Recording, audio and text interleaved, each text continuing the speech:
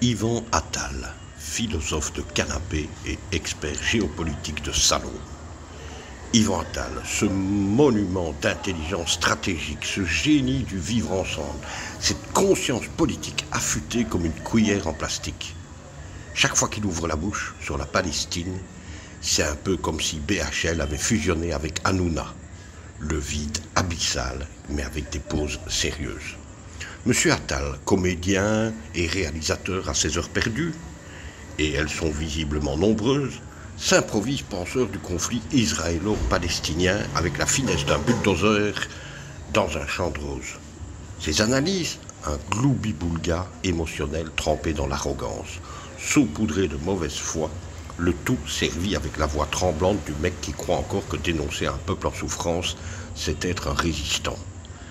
Il parle de la Palestine comme d'une menace existentielle, sans jamais mentionner l'occupation. Les checkpoints, les bombes sur les hôpitaux, les enfants sous les décombres. Mais bon, Yvan n'a pas le temps pour ces détails humanitaires.